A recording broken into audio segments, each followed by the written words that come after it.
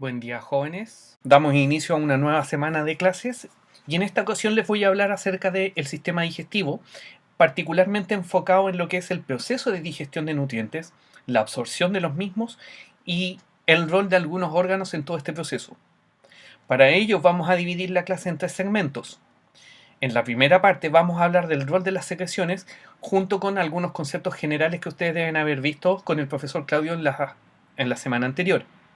Vamos a continuar viendo el rol del hígado, el páncreas y la vesícula biliar en el proceso digestivo y vamos a terminar con algunos conceptos básicos relacionados con los procesos de digestión y absorción de nutrientes. Para ello debemos recordar que el sistema digestivo es el sistema encargado de la degradación de los nutrientes hasta sus formas más simples para su posterior absorción. Esto se logra gracias a la acción de diversas enzimas según el tipo de nutriente.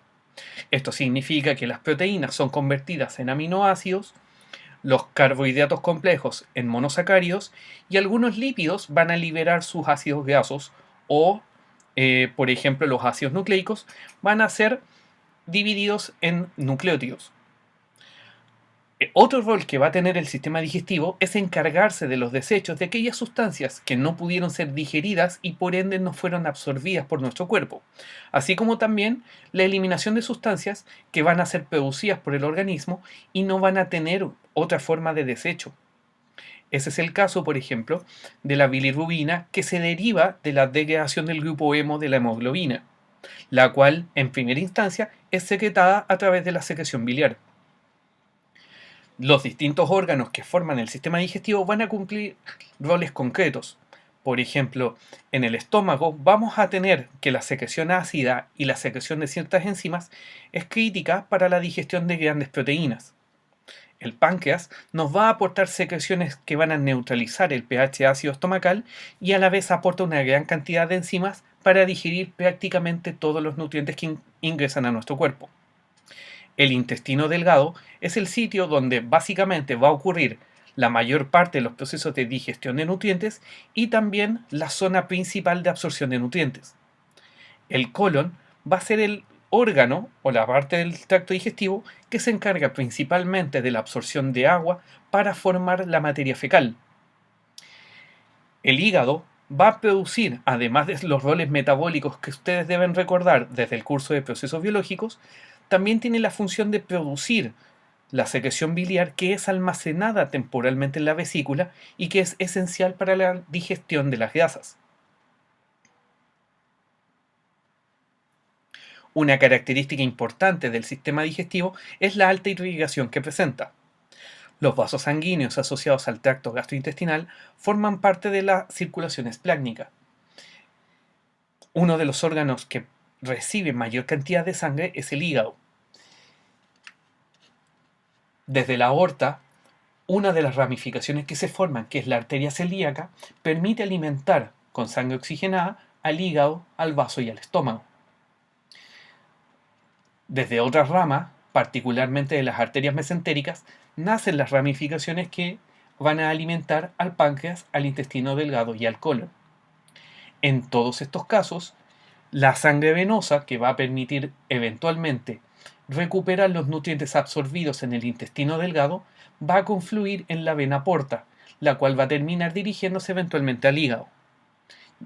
Como verán, el hígado ocupa un rol central, porque además de ser un órgano productor de secreciones importantes o un órgano que produce desechos que van a ser eliminados por la vía biliar, también va a ser un centro de acopio de algunos nutrientes que va a permitir su posterior distribución a otras partes de nuestro cuerpo.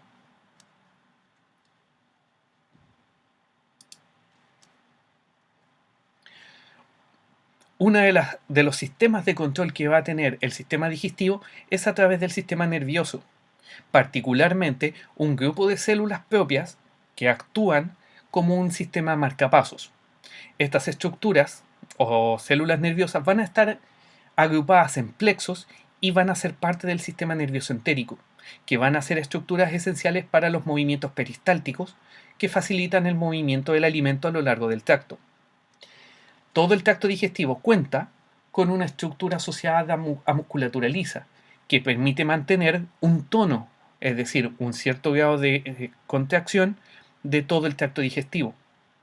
Los cambios en este tono en la musculatura lisa permiten contraer o relajar distintos segmentos del tracto digestivo, lo que facilita o reprime el movimiento del alimento. Cuando existe un bajo tono de la musculatura lisa, el movimiento del alimento a lo largo del tracto se ve reducido y por lo tanto en algunas estructuras como el estómago se reduce el vaciamiento gástrico.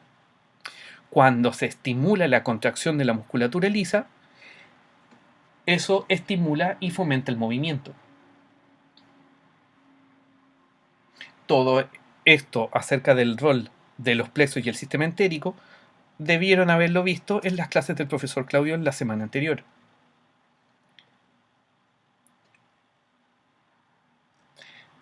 Sin embargo, un punto importante a destacar es que gran parte del movimiento del alimento depende de una acción refleja causada por la presencia de este alimento en el tracto.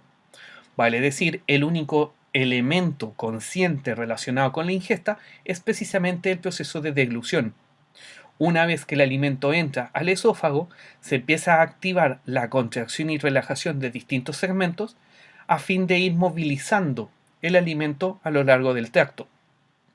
Por lo general, la presencia del alimento permite distender el tubo digestivo y al mismo tiempo activar al sistema nervioso entérico para que exista una contracción de la musculatura lisa alrededor de unos 2 centímetros por sobre de este punto de distensión.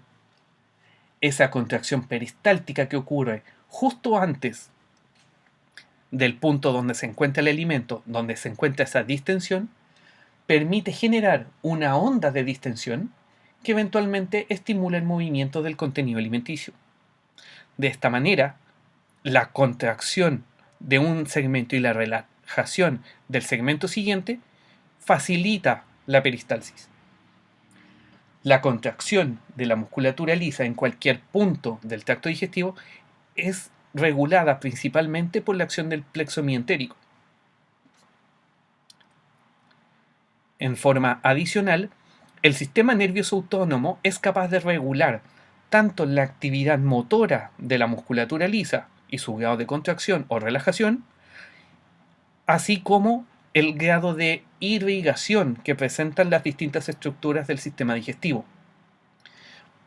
Normalmente, el sistema nervioso parasimpático se relaciona con acciones relacionadas con nuestra situación de calma o reposo, mientras que el sistema nervioso simpático habitualmente se relaciona con las acciones asociadas a una respuesta ante situaciones de estrés.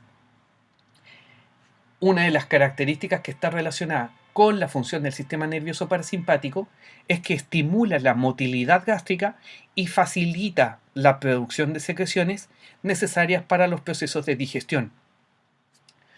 Por el contrario, el sistema nervioso simpático reduce la motilidad gástrica y al mismo tiempo reduce la circulación sanguínea, lo que reduce la capacidad para producir secreciones. En muchos casos, el mantenerse en un estado de estrés permanente por distintos fenómenos puede llevar a problemas digestivos por cuanto no soy capaz de digerir de manera adecuada los alimentos y por lo tanto no puedo absorber los nutrientes que yo necesito. Por tal motivo, muchas personas en estados de estrés terminan aumentando su ingesta de nutrientes producto de que tienen una deficiencia en la absorción debido a la menor capacidad de digestión.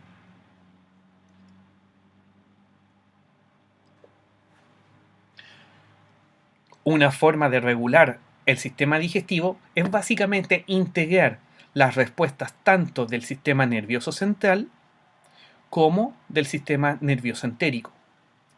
Para ello, distintos estímulos relacionados con la activación de sensores químicos y mecánicos presentes a lo largo de todo el tracto digestivo va a generar respuestas que van a modificar la motilidad, la secreción y el flujo sanguíneo hacia el sistema digestivo.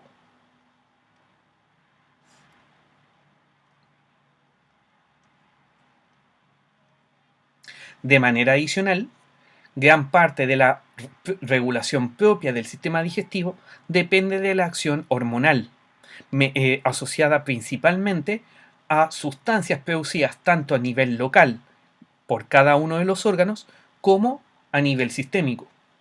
Existen algunas hormonas y algunos señalizadores que se van a producir en distintos puntos del tracto digestivo y que van a controlar la acción, por ejemplo, de glándulas secretoras o del estómago, por ejemplo, para reducir la motilidad gástrica o bien para fomentar la producción de ciertas secreciones. Algo que iremos viendo con un poco más de detalle cuando vayamos viendo las distintas secreciones.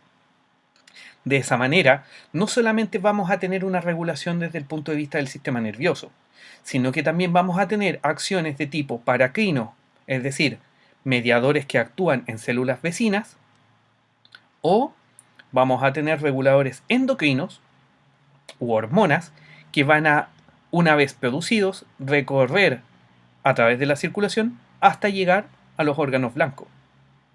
Vamos a ver el rol específico de ciertas secreciones durante el proceso digestivo. Las secreciones del sistema digestivo van a permitir procesar los distintos nutrientes que incorporamos a través de la dieta. La secreción va a ocurrir siempre en respuesta a la presencia del alimento en alguna de las cavidades indicadas. Y el tipo de secreción va a estar muy asociado a las características del contenido ingerido. Y eso se relaciona con el sitio de producción o liberación de cada secreción. Dentro de las principales secreciones relacionadas con el proceso digestivo como tal, encontramos la saliva, la secreción gástrica en el estómago, la secreción pancreática y la bilis o secreción biliar. Todas estas van a tener un rol capital porque van a aportar distintas enzimas o suficiente cantidad de ácido o bicarbonato para mantener el pH en alguno de esos lugares, y eso está relacionado con la función digestiva. En forma adicional, tanto el intestino delgado como el intestino grueso aportan una secreción que tiene una función más bien protectora de la mucosa de todo el tracto. Vale decir, reduce el contacto del alimento con las paredes del tracto digestivo, reduciendo el daño por la fricción mecánica durante su tránsito. Al sumar todas las cantidades de secreciones producidas, totalizamos del orden de 6,5 litros a 7 litros de secreciones producidas en forma diaria. Como verán también en sus características de pH, estos van a ser muy diversos, pero generalmente van a estar más cerca del pH 7 a 7,5, con la salvedad de la secreción gástrica, cuyo pH tan ácido es fundamental para la digestión de las proteínas que llegan al estómago.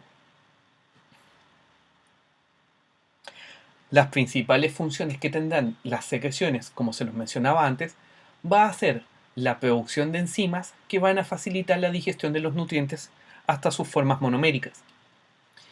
Y, en forma adicional, la producción de mucus o una producción mucosa, que es básicamente una secreción de naturaleza cerosa, formada por agua, electrolitos y glucoproteínas. Estas glucoproteínas van a ser muy importantes porque permiten lubricar y de alguna manera mantener el bolo alimenticio más o menos compacto, facilitando su tránsito a lo largo del tracto, protegiéndolo al mismo tiempo del daño mecánico. En el caso particular del estómago, además evita el daño al tejido por la acción ácida estomacal. Dentro de los mecanismos que producen la secreción está principalmente el contacto de los alimentos con el epitelio, algo que habitualmente podemos observar cuando incorporamos algún elemento a la boca como un dulce, un chicle o incluso objetos como un lápiz. El contacto de los alimentos permite estimular la actividad de las glándulas y el sistema nervioso entérico para fomentar esta secreción. Como los mencionábamos anteriormente, la estimulación parasimpática también es un potente estimulador de la secreción, sobre todo en glándulas salivales, glándulas esofágicas, gástricas, páncreas y en el duodeno. Por el contrario, la estimulación simpática tiene un principal rol como reductor de la irrigación al estimular la vasoconstricción de los vasos que alimentan a todo el tracto digestivo. Al reducir el volumen de sangre que llega a las distintas glándulas, se pierde la capacidad para sintetizar las glucoproteínas o para aportar agua suficiente para las secreciones. Sin embargo, puede existir un leve aumento en la secreción de algunas glándulas locales, producto de generar una especie de protección para esos instantes donde no estamos ingiriendo algún alimento. Pero recuerden que siempre su rol principal va a ser la reducción del flujo de la secreción. ¿Cómo se van a producir estas secreciones? Tenemos que considerar que dentro de todas las secreciones vamos a tener dos elementos. Las sustancias orgánicas que están asociadas a las glucoproteínas protectoras o a las distintas enzimas van a requerir el influjo de sangre a esas glándulas. Por lo tanto, va a depender de los nutrientes aportados por los capilares que irrigan a las glándulas que van a producir dicha secreción. Estas glándulas van a realizar la síntesis de proteínas y glucoproteínas utilizando ATP y los distintos componentes que le aporta la circulación. De esta manera, la síntesis va a ocurrir en el retículo endoplasmático y con algunas modificaciones en el aparato de Golgi. Una vez que se forman las distintas proteínas y enzimas, estas van a ser almacenadas en vesículas esperando el estímulo adecuado que las libere.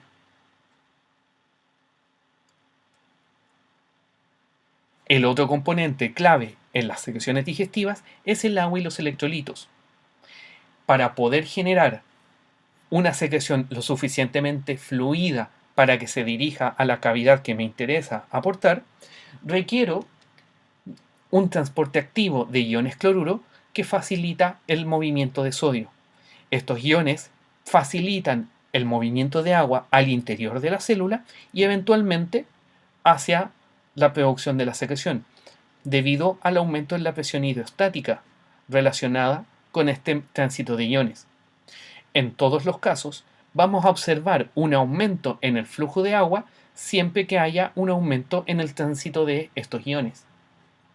En algunas ocasiones, el ion cloruro puede ser intercambiado por el ion bicarbonato, aportando con eso un elemento capaz de neutralizar componentes ácidos, que es lo que ocurre con la secreción pancreática al tratar de neutralizar el ácido que proviene desde el estómago al transitar hacia el duodeno.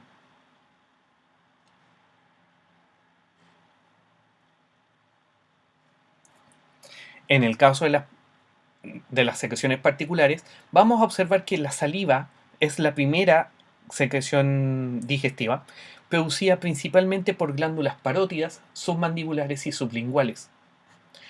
Diariamente se produce del orden de 0,8 a 1,5 litros de saliva, la cual es abundante en una sustancia llamada mucina, cuyo rol principal es la lubricación y protección del epitelio.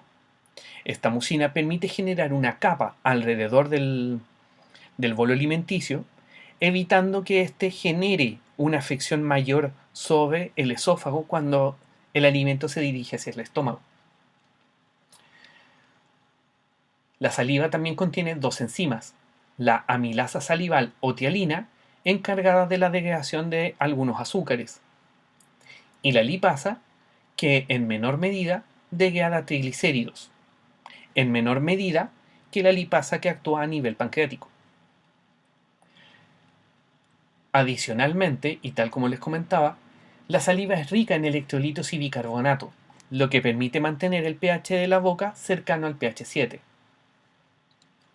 Dentro de las funciones de la saliva se encuentran, además de la ruptura de la comida en partículas más pequeñas, lo cual va asociado al proceso de masticación, también tenemos la facilitación del gusto, producto de la solubilización de elementos que activan los receptores gustativos en la boca. También toda la secreción salival facilita la formación del bolo alimenticio para la posterior deglución, se inicia la degradación de lípidos y carbohidratos, y también genera un proceso de limpieza o facilita la limpieza de la boca debido a que el pH impide el crecimiento de bacterias que crecen en entornos mucho más ácidos, lo cual puede significar un daño en los dientes si es que no se controla de manera adecuada. Asimismo, el contenido de bicarbonato ayuda a neutralizar, aunque sea en forma parcial, la acidez y los efectos relacionados con el reflujo gástrico. Esto es, el impulso de contenido gástrico que se produce desde el estómago en forma reversa a través del esófago. Para la secreción de saliva, se generan en una estructura que son estas glándulas acinares que van a producir una secreción primaria rica en tialina y en moco y en un bajo contenido de líquido. En la medida que esta secreción primaria se va moviendo por estos conductos, empieza a ocurrir una absorción activa de sodio, una absorción pasiva de cloruro, lo cual es intercambiado por potasio y por bicarbonato. Este movimiento de iones aumenta el flujo de agua y por ende aumenta la fluidez de la saliva, facilitando su llegada a la boca. Dentro de los sistemas de control que tiene la saliva, además de la acción por contacto relacionada con el sistema entérico, la noradrenalina produce o estimula la producción de una secreción mucho más viscosa, debido a que aumenta la concentración de mucina y es baja en contenido de agua. Esto es fundamental para mantener la protección bucal durante las horas donde no hay ingesta de alimentos. Cuando nosotros consumimos un alimento y estamos en una situación de reposo y por lo tanto hay un estímulo del sistema nervioso parasimpático, la acetilcolina estimula la producción de una saliva más acuosa. Una vez que el alimento pasa hacia el esófago solamente va a producir una secreción protectora, cuya característica principal va a ser el contenido en bicarbonato y la presencia de proteínas de tipo mucosas, tal como lo mencionábamos para la mucina. El rol principal de esta secreción es lubricar el bolo, mantener la protección mecánica y con ello evitar el daño por roce o fricción del alimento. En las porciones más cercanas hacia el estómago, aumenta la producción de moco y de bicarbonato para reducir el posible daño que puede generarse por reflujo que proviene desde el estómago.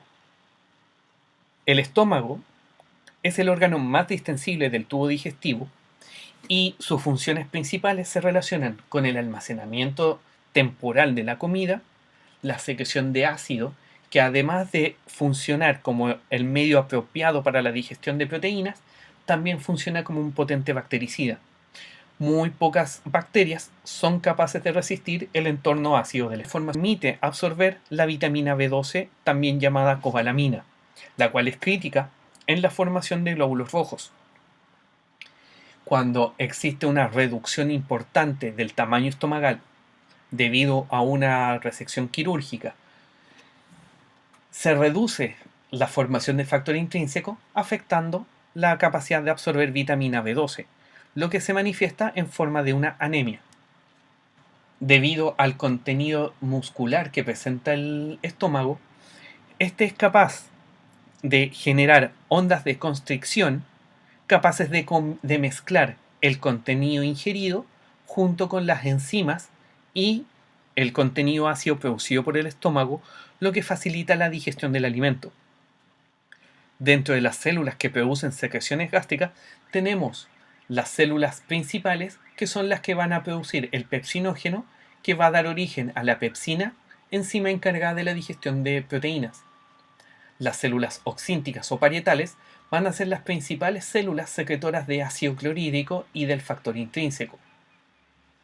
De forma adicional, las células mucosecretoras, que se encuentran por debajo del esfínter esofágico interior, es decir, en la cercanía del esófago, van a ser principales productoras de moco y de bicarbonato para reducir el daño por la acidez en caso de reflujo. Y finalmente, las células pilóricas presentes en el antro del estómago van a ser esenciales para secretar moco y una sustancia llamada gastrina. La gastrina es un potente regulador de la secreción ácida y de pepsinógeno, de manera tal de estimular la secreción de estos elementos, sobre todo cuando consumimos grandes cantidades de proteína. Otros elementos que pueden estimular a las células principales van a ser la acetilcolina, la histamina, la colecistoquinina y la secretina. Dentro de los elementos esenciales para la digestión a nivel del estómago, encontramos que el pH de la secreción gástrica es cercano a pH 1 y su producción es regulada por la liberación de histamina, algo que vamos a ver en una diapositiva posterior. Las células parietales van a ser las productoras de ácido clorhídrico, el cual se forma a partir del dióxido de carbono. Mediante la enzima anidrasa carbónica, el CO2 se convierte en ácido carbónico, disociándose en bicarbonato y un protón. El bicarbonato es intercambiado por el ion cloruro y mediante una bomba intercambiadora dependiente de ATP es posible movilizar el protón desde el interior de la célula oxíntica hacia la luz de la glándula y se intercambia por el ion potasio. A su vez, el cloruro a través de otro transportador es posible movilizarlo hacia la luz de la glándula. Con esto nosotros generamos la producción de ácido clorhídrico que va a ir hacia la cavidad estomacal. El otro elemento importante para la digestión a nivel del estómago es el pepsinógeno, el cual se activa en contacto con el ácido clorhídrico. Esta activación comprende la conversión de pepsinógeno en pepsina en un entorno de pH cercano a 2 o más bajo. Esta pepsina tiene la capacidad de romper los enlaces peptídicos de las distintas proteínas, formando a partir de los grandes polímeros oligopéptidos que van a facilitar la digestión a nivel del duodeno. Tanto la distensión del estómago como la presencia de oligopéptidos van a estimular eventos que van a facilitar la producción de más ácido clorhídrico y de más pepsinógeno. La presencia de proteínas estimula la producción de gastrina, que estimula directamente a las células que producen estos dos componentes. En el caso de la distensión estomacal, este va a activar al sistema nervioso central, el cual, a través de un complejo vago dorsal y el nervio vago, va a fomentar no solamente la producción de ácido y pepsinógeno, sino que también va a estimular la formación de gastrina, de alguna manera reforzando la producción de estos dos componentes necesarios para la digestión. Eso significa que la distensión del estómago también va a ser un potente estimulador de la producción ácida. Junto con el componente ácido y el pepsinógeno, la secreción gástrica también va a contener el denominado gel de moco, un polímero de glucoproteína de alta viscosidad que en contacto con la pepsina cambia su conformación generando una capa protectora sobre el epitelio gástrico. De esta manera, las células del epitelio van a estar, además de contar con esta capa protectora, van a estar generando una capa de bicarbonato que les va a proveer un pH 7 en la superficie celular, mientras el ácido actúa en el centro del estómago. De esta manera, el pH ácido no ataca directamente al tejido gástrico.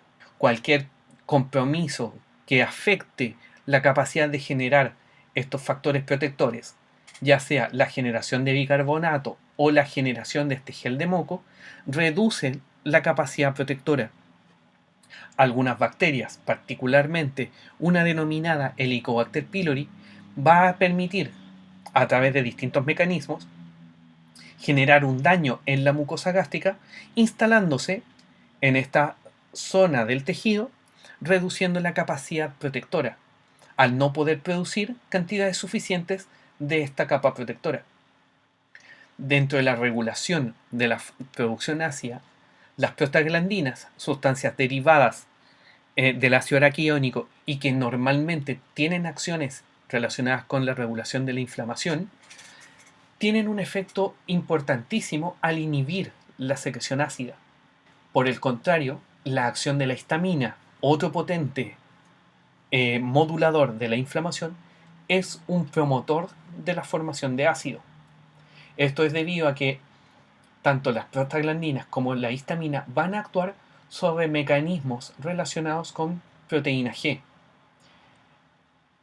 Mientras la histamina actúa sobre proteínas G de tipo estimulantes, las prostaglandinas actúan sobre proteínas G inhibitorias, regulando la capacidad para producir o no AMP cítrico como segundo mensajero. Esto significa que dentro de este mecanismo, la histamina va a producir la secreción ácida, mientras que las prostaglandinas lo van a inhibir. Y cualquier fármaco que afecte a uno de estos dos mecanismos va a modificar la capacidad de producir ácido. Por ejemplo, los antiinflamatorios como el ibuprofeno son inhibidores de la producción de prostaglandinas. Por lo tanto, se pierde el componente inhibitorio y se fomenta la secreción de ácido mediada por histamina. Por el contrario, el uso de ciertos antihistamínicos como la famotidina, al inhibir esta parte de la señalización, promueven la síntesis de factores protectores y reducen la secreción ácida. Por tal motivo hay que tener mucho cuidado con el consumo de algunos fármacos, en particular los antiinflamatorios no esteroidales, que son promotores del daño por producción de ácido en forma descontrolada. Las células parietales también van a ser reguladas, además de las vías hormonales y paracrinas, van a estar relacionadas con un control neural. La acetilcolina, la gastrina y la histamina van a ser capaces de estimular a la célula parietal para fomentar la producción de ácido. Como ustedes recuerdan, la acetilcolina se produce esencialmente por la acción del sistema nervioso parasimpático. Por el contrario, la generación de ácido en el antro va a estimular la liberación de somatostatina, una sustancia capaz de inhibir la secreción de gastrina, de alguna manera frenando la producción de ácido. Esto implica que podemos dividir la formación de la secreción gástrica en tres grandes etapas. Vamos a tener un rol de la denominada fase cefálica, donde el sistema nervioso actúa sobre la capacidad de secreción estomacal, aportando cerca del 20% de la secreción gástrica. Esas señales van a ser originadas en la corteza o en los centros del apetito, instalados en la amígdala o el hipotálamo. Generalmente, la fase cefálica va a estar asociada a estímulos como la hora o el olor de la comida. La fase gástrica, que responde a la presencia del alimento en el estómago y que va a producir reflejos vagales y locales y van a producir gastrina, lo que estimula la secreción en cerca del 70% de la secreción total. En la última etapa, la fase intestinal, el rol principal que va a tener la fase intestinal es regular la secreción gástrica, pero no necesariamente para la estimulación, ya que va a depender de cuál es la calidad del producto digerido en el estómago que llega al intestino, cuál va a ser la respuesta que se va a generar. Por lo general, la presencia de alimentos en el intestino delgado induce la secreción de pequeñas cantidades de secreción, siempre que ésta esté aún enriquecida en proteínas que hayan estado sin digerir. Por lo tanto, si ya no quedan mucho alimento por digerir, se genera un efecto enterogástrico inverso, que inhibe la secreción gástrica.